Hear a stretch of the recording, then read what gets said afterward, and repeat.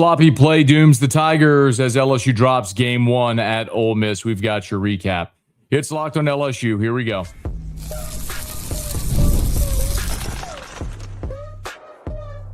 You are Locked on LSU, your daily podcast on the LSU Tigers.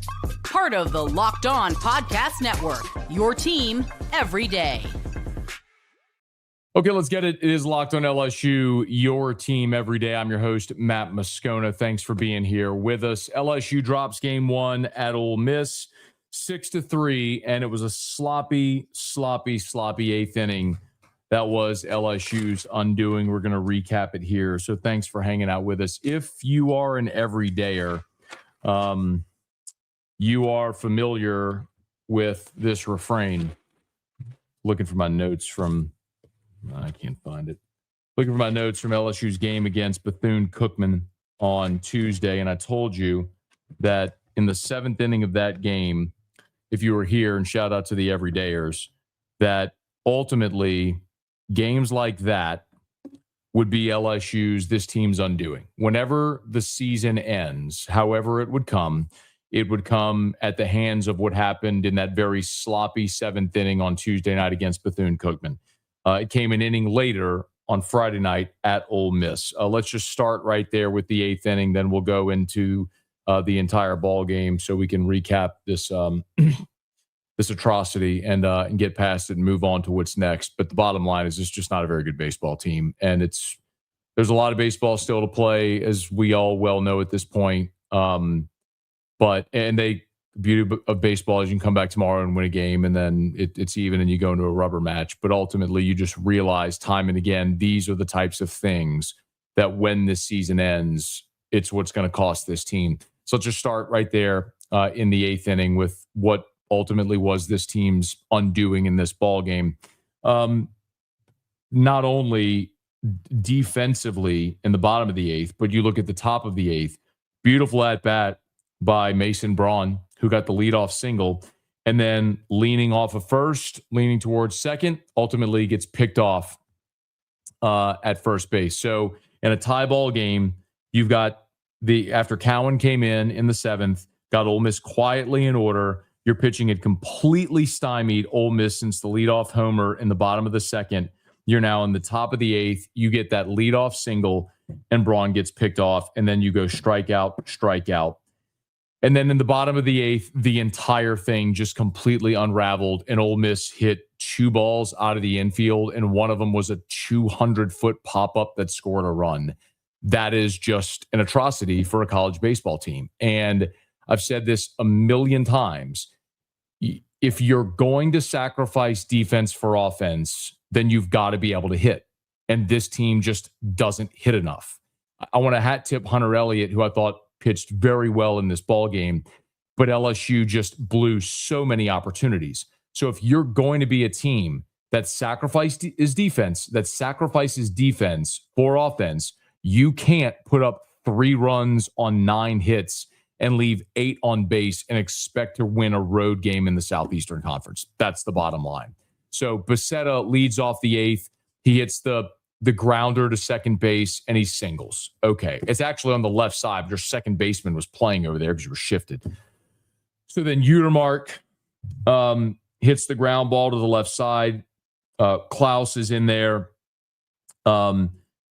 He takes his foot off the bag on the relay, doesn't get the out at second, wasn't going to get the out at first to begin with. You went from a potential ground ball double play to not even getting the fielder's choice out at second. So now you've got 2 on with nobody out. Furness against the shift gets an infield single, hits it to the left side. Again, they talked about it on the broadcast. I don't know why you continue to shift against Furness. He's one guy who shows he can control the bat to all fields, but whatever. So now the bases are loaded, and then they hit the ball in the corner to right field. It was Federico single down the line. They only score 1 run. Boneheaded play by Federico, who took the big turn at first and ultimately gave LSU a run there.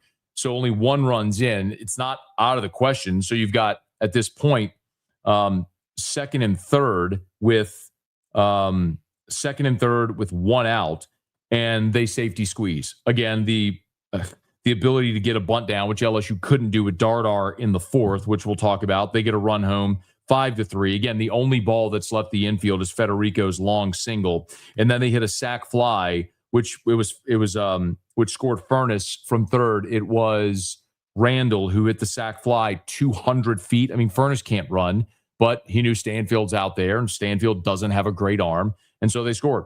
And so now you're down 6-3.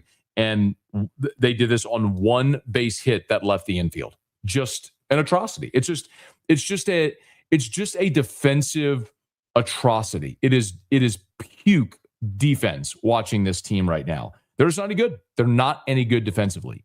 And you can keep trying. And look, Klaus was in there as a defensive replacement and can't get his foot on the bag as a defensive replacement on the fielder's choice. On the ball where he was ranging to his Furness, who's ranging to his right, he can't get to the ball and make an accurate throw. Pulled Braun off the bag. I mean, that's your defensive replacement. So this is the thing that is going to be this team's undoing. There's times where they hit the ball, and when they do, it looks like it did on Sunday, and LSU puts up 16 runs, a 10-run inning in extras, and that's really fun to watch. And there's times when it's this, when you don't consistently take advantage of your opportunities offensively, and your defense is no good and can't back up a really good pitching performance. So we'll go through our takeaways here. But the eighth was just a total disaster for LSU. And this game started off really well for LSU. I mean, Stanfield walks to start the game. They commit a throwing error on the pitcher on a pickoff attempt. So you got a runner on second with nobody out, and Jake Brown clubs a homer. You're up 2-0. You're feeling great. Then you get a single. So after the homer, I mean, your first three guys have reached, and you're feeling great about this after Aaron Beatty's single on the ground ball to short. And then you go fly out, strike out. Braun singles, beautiful piece of hitting by Braun. We need to talk about him because he was one of the positives in this game, even though he got picked off at first base. But then after that, Aaron Beatty gets picked off at third base. It's one of the awful storylines of this game.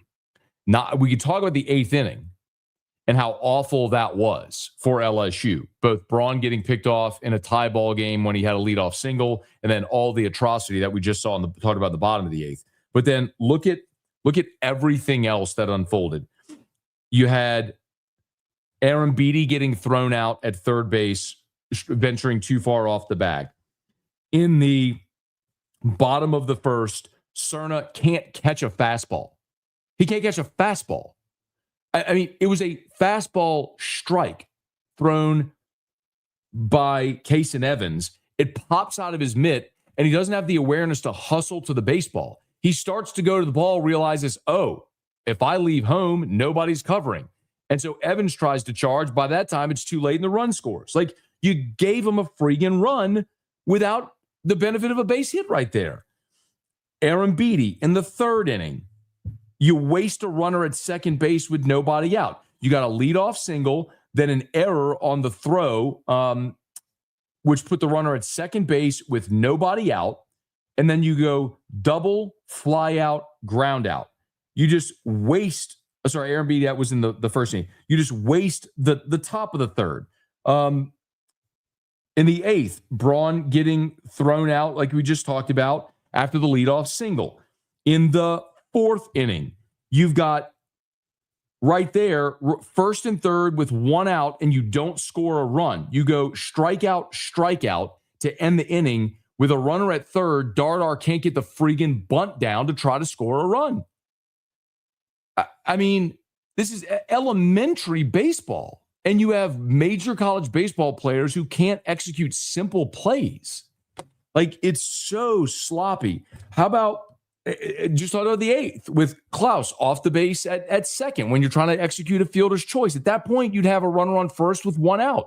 And instead, you've got first and second with nobody out, and the whole thing snowballed. God bless Zach Cowan. He deserved much better than the fate that he got in this situation. So just an awful, awful, awful, awful performance all the way around. A game that is so winnable because you had a good performance by Casan Evans and Zach Cowan. They were good enough to win the ball game tonight, and you didn't because you're just not a good enough team. So it's so disappointing, man, when you have an opportunity to win an SEC game on the road and you just gag it away. And that's what this was for LSU. I'd love to tip my cap to Ole Miss, but it's different. Like in the first inning, and we talked about this leading up to the game, Ole Miss as a team is hitting 250, 252 as a team. They don't string together hits. They rely on the long ball. They rely on home runs. You don't even take my word for it. We had Chase Parham on the show, Kendall Rogers. You heard the broadcast with Richard Cross on it, talking about this. They're not a good offensive team. They don't string together hits. So if they're going to get 4 singles in an inning, God bless you. Like, throw the ball over the plate. Don't give it to them. And so they did in that first inning. They had 4 singles in the first inning, and Evans still struck out the side. But it was the error by Cerna not catching the freaking ball is what got that second run home. So, and Evans needed more than 30 pitches, but then he settled into the ball game. So they hit a solo homer in the top of the second to go up 3-2. After that, my goodness, Evans ends up recording 9 straight outs until he hit a batter with 1 out in the bottom of the 6th, and then he went strikeout, ground out. Like, Evans deserved a much better fate. Cowan deserved a much better fate. LSU's just not good enough. And so they're gonna vex us, man. I mean, there's gonna be days they could go out tomorrow and win. And I want to talk about more in this game, and I want to preview tomorrow. And they can go out tomorrow and win the game. They're certainly capable. Behind William Schmidt of winning a game. It's just, the inevitable fate of this team is going to come. It's going to be something like what we saw in the 8th inning on Friday night, the 7th inning Tuesday against Bethune-Cookman. It's going to be this awful, gag-worthy inning where defensively they look like they've never played baseball before. And that's what it was in a key spot when you had a very winnable game on the road in the SEC. Let me knock out a quick break. We'll come back. There were some things in this game that I liked. I want to talk about. We'll get into that reaction, and we'll preview game 2 on Saturday. It's Locked on LSU, your team every day. This is Moving the Game Forward by Mazda. For those who know the score, never tells the whole story. I don't know what to do in this game to tell you moving the game forward. How about Mason Braun, who had 3 hits? I thought that was good. Freshman, got the start on the road in conference play at first base, had 2 singles the opposite way, had another single in the 8th, of course, got picked off at first base. But Mason Braun offensively, I thought, was really good. There's more to these players than the highlights. The early mornings, late night runs, constantly showing up for their squad on and off the diamond. The all-new Mazda CX-5 moves the same way, with more space to connect, a bold new design, and more intuitive technology so you can stay connected to the road and every position you play. The all-new Mazda CX-5, more to move every side of you. It's tax time, but for a lot of us, the old way of doing taxes is a lot. Trying to book an appointment, that's not the most convenient. Sitting in a waiting room with a stack of papers, emailing back and forth, wondering if they really get your situation. But this year, you're getting a major upgrade. Intuit TurboTax now has in-person locations nationwide. You can meet face-to-face with a real tax expert, and your documents get uploaded straight to your TurboTax app on the spot. And just like that, you're done. Your TurboTax expert works to get you every dollar you deserve while you get real-time notifications as you go about your day. It's the relief of walking in, meeting a real person, walking out, knowing your taxes are being handled right. So head to turbotax.com/local to find a store near you and to book your appointment. Workplace chaos, deadlines stacking up, inbox overflowing, and the one position you have to fill is sitting open when the pressure is on and you need the right hire. This is a job for Sponsored Jobs. Indeed, Sponsored Jobs helps you reach the people who actually fit what you're looking for: skills, experience, location, so you're not just hoping the right candidate stumbles across your post. And here's the stat that says it all. In the minute since we've been talking, companies like yours have made 27 hires on Indeed. That's according to Indeed data worldwide. So if you're hiring, spend less time searching and more time interviewing candidates who check all your boxes with Indeed Sponsored Jobs. And listeners of Locked on LSU will get a $75 sponsored job credit to help get your job the premium status it deserves at Indeed.com/podcast. Just head to Indeed.com/podcast right now and support our show by saying you heard about Indeed on Locked on LSU. Indeed.com/podcast. Terms and conditions apply. Need to hire? This is a job for Indeed Sponsored Jobs. All right. There were some things that I did like in the game. I thought Casan Evans was really good. He deserved a better fate than he got. Final line for Evans is he went 6 innings for the Tigers, gave up 3 runs on 5 hits. He struck out 9 and walked just 2. He hit 1 batter. Again, that hit batsman was in the bottom of the 6th, and that was the AB that broke a streak of 9 consecutive outs. So remember, I told you he gave up 4 singles in the first inning, in the bottom of the first. After that single, he allowed 1 more hit the rest of the way. It was the solo homer in the bottom of the second. After that solo homer, he did not allow another hit. The only base runner he allowed was the hit by pitch in the bottom of the 6th. So I thought no, forgive me, he walked it. He didn't allow another hit. He walked the guy in the 3rd.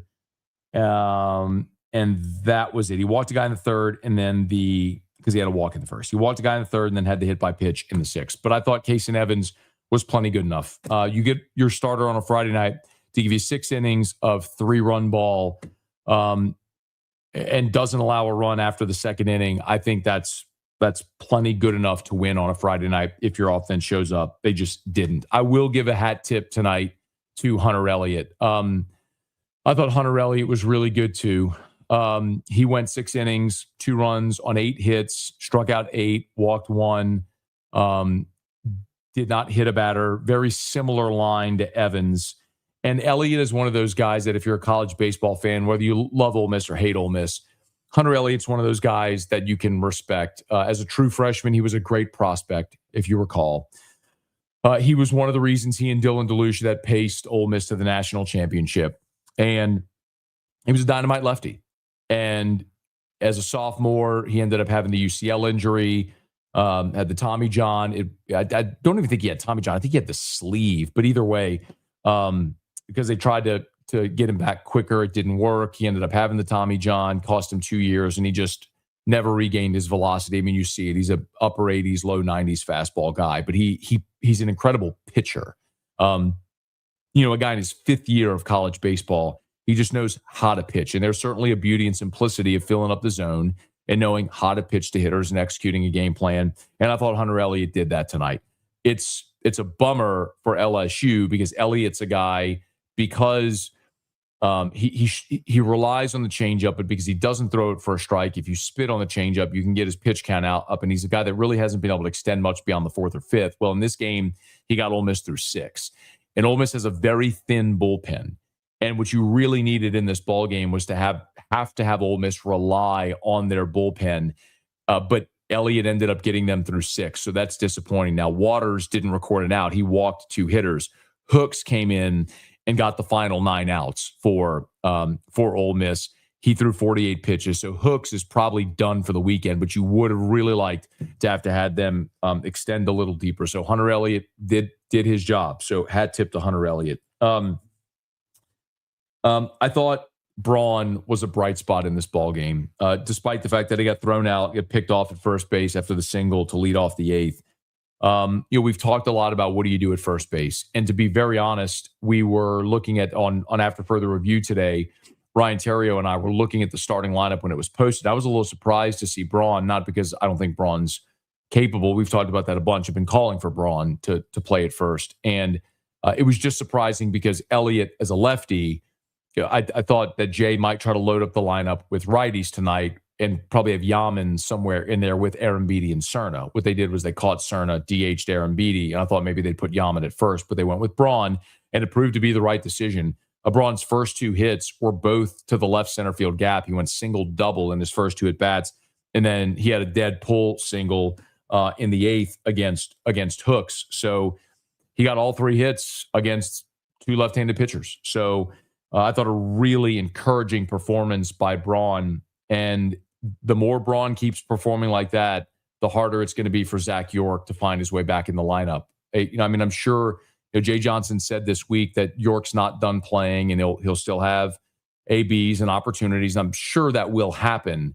But if Mason Braun goes out there starting on the road in conference play in that environment, facing a guy like Hunter Elliott and then Hooks, and delivers 3 base knocks, I don't know how you justify not having Braun in the lineup. I mean, he was 3 for 4 with a double in this ball game. So, and he played a solid first base. So Braun's got to be back in there, right? I mean, if he's a left-handed hitter, I don't know why you wouldn't have him in the lineup tomorrow in game 2 against Townsend, the righty. So I thought Braun was really a positive in this game as well. When we look at game 2, this is going to be interesting because this entire series, if we're being honest, these two teams throughout, if you caught our preview episode, thank you, but these two teams really mirror each other with the rotation.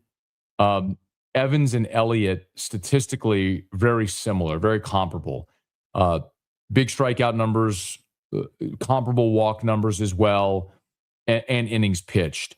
Evans had thrown 41 and a third, Elliott 41 and 2/3, Elliott 40 and a third. So very, very comparable.